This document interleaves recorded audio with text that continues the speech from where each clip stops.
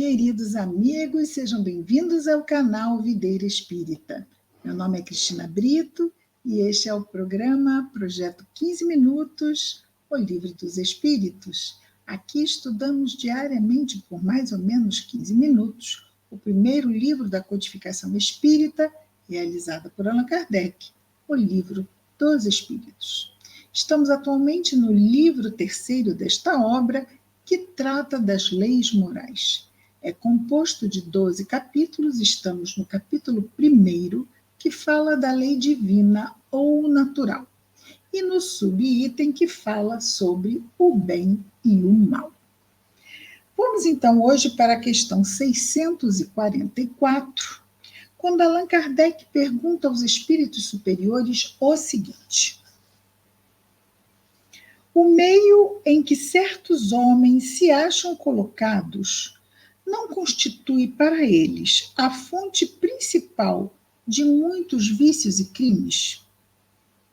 Então, se a pessoa nasce numa região de prostituição, numa região de tráfico de drogas, né? Por exemplo, numa região de guerras constantes, o meio em que certos homens, espíritos encarnados, se acham colocados não constitui para eles a fonte principal de muitos vícios e crimes? Resposta dos espíritos superiores: sim. Mas ainda aí há uma prova que o espírito escolheu quando em liberdade, ou seja, no mundo, no estado errante, não é? Entre uma encarnação e outra. Ele escolheu passar por provas ou expiações que necessitavam desse contexto para que fossem efetivadas, não é? Então estão aí as necessidades reencarnatórias que nós sempre falamos. Então, sim, mas ainda aí há uma prova que o espírito escolheu quando em liberdade. Ele quis se expor à tentação para ter o mérito da resistência. Quis se expor à prostituição e não se prostituir, quis se expor ao crime, seja o que for, sem se deixar sucumbir no crime, e assim vai. 645 pergunta Allan Kardec: quando o homem se acha, de certo modo, mergulhado na atmosfera do vício, quer dizer, de novo, dentro desse contexto, o mal não se torna para ele um arrastamento quase irresistível? Interessante. Quase irresistível não quer dizer que seja irresistível, não é? Então, vamos ouvir a resposta dos espíritos sobre isso. Arrastamento, sim. Irresistível, não. Porque mesmo dentro dessa atmosfera viciosa, podeis encontrar algumas vezes grandes virtudes. São espíritos que tiveram a força de resistir e que, ao mesmo tempo, receberam a missão de exercer boa influência sobre os seus semelhantes. Então, não é apenas a prova de estar exposto ao vício e resistir a ele, mas também a prova de servir de bom exemplo para que outros também não se permitam arrastar pelo vício. Não vamos responder pela escolha do outro, mas com certeza o exemplo é uma força muito importante nesta batalha íntima de lutarmos contra esses arrastamentos do vício. 646 pergunta Allan Kardec: o mérito do bem que se faz, está subordinado a certas condições?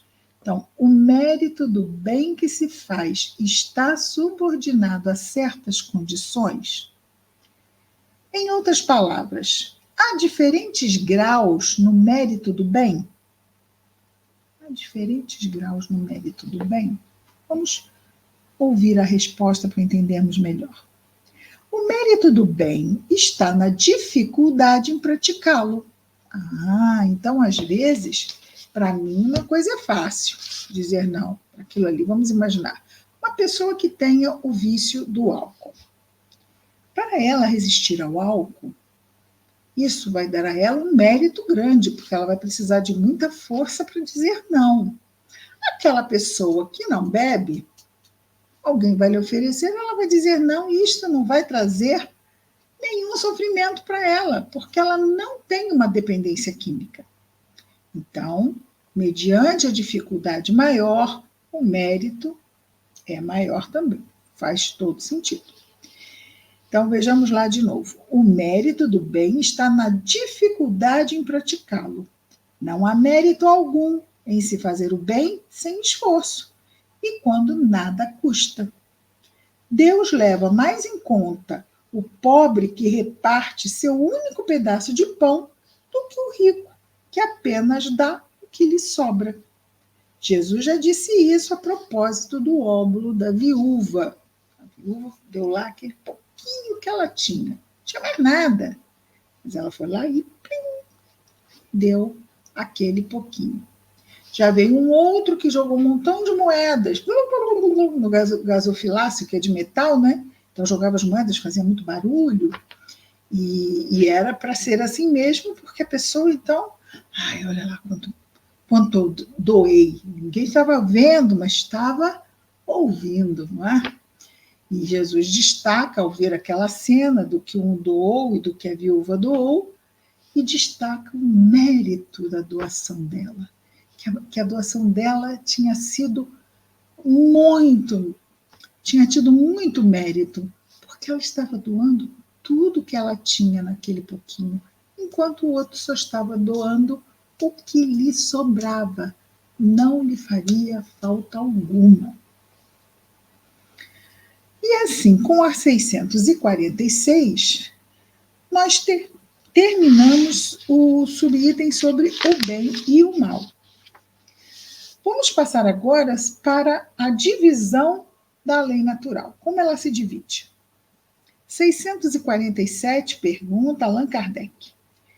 Toda a lei de Deus está contida na máxima do amor ao próximo ensinada por Jesus?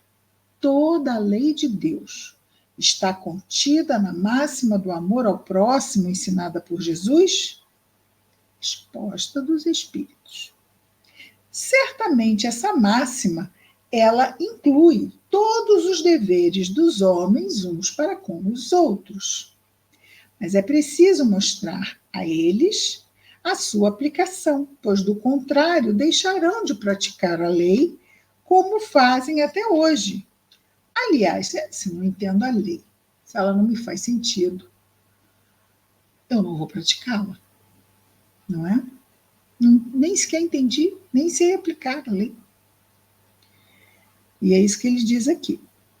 É preciso mostrar aos homens a sua aplicação, pois do contrário deixarão de praticá-la, a lei, como fazem até hoje. Aliás, a lei natural abrange todas as circunstâncias da vida.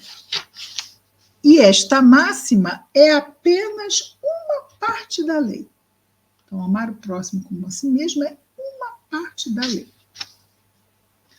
Os homens necessitam de regras precisas. Os preceitos gerais e muito vagos deixam muitas portas abertas à interpretação. Então, não adianta deixar a coisa assim vaga ou não objetiva o suficiente, não clara o suficiente, porque senão interpreta daqui, interpreta dali, interpreta dacolá e fica a moda de cada um. Então é preciso que nós tenhamos uma noção bem clara do que diz ou que está no geral, né? Alguma coisa mais específica. É o que ele diz. Os homens necessitam de regras precisas. Os preceitos gerais e muito vagos deixam muitas portas abertas à interpretação. 648. E aqui nós temos 12 capítulos só falando sobre isso. Muito mais que uma máxima, não é? Aprofundando e ampliando o entendimento sobre a lei natural. Que pensais, 648, pergunta Allan Kardec, que pensais da divisão da lei natural em 10 partes, compreendendo as leis de adoração, trabalho, reprodução, conservação, destruição, sociedade, progresso, igualdade, liberdade e, por fim, a de amor, justiça e caridade.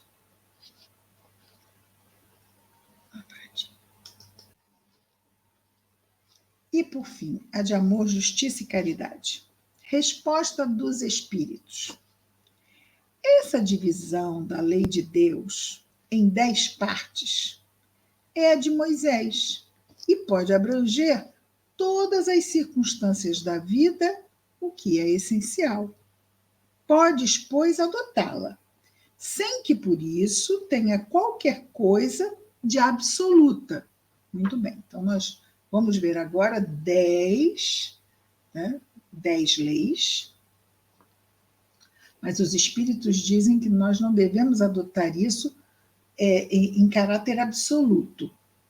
De novo, vai entrar o didatismo para entendermos melhor na nossa fase atual de entendimento, de capacidade de entendimento, ok?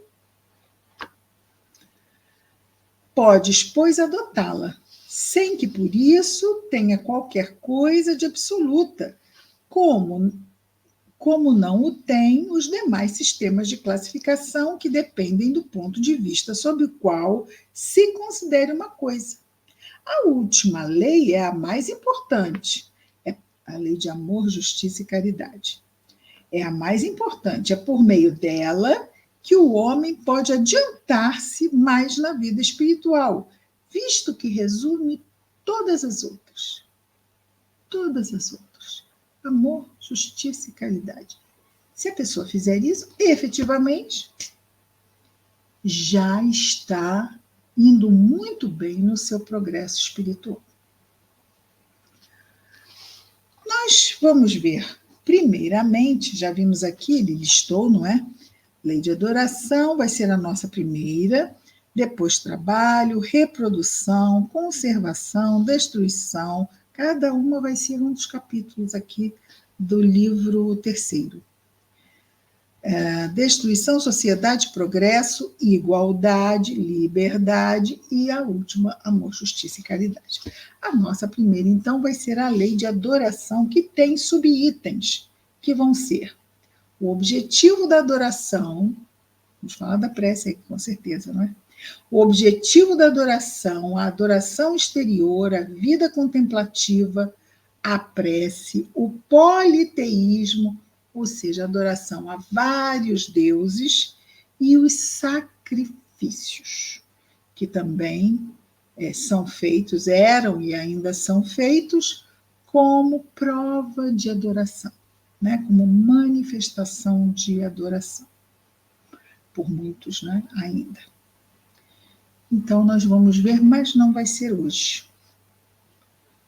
Vamos começar amanhã com a primeira, objetivo da adoração, com a questão 649. Poderíamos ver, né? 649. Em que consiste a adoração? Por que não? Na elevação do pensamento a Deus. Pela adoração, o homem aproxima sua alma de Deus. Adorar a Deus é nos voltarmos a Deus. Vamos fazer isso louvando-o, agradecendo a Ele, pedindo-lhe. Ou seja, vamos nos aproximar para conversar com Ele, e isso constitui mesmo um estado de prece. Esta a adoração, na elevação do pensamento a Deus. Pela adoração, o homem aproxima sua alma de Deus. Isso, queridos amigos. Amanhã estaremos de volta com mais um projeto 15 minutos, o Livro dos Espíritos. Até lá, muita paz a todos.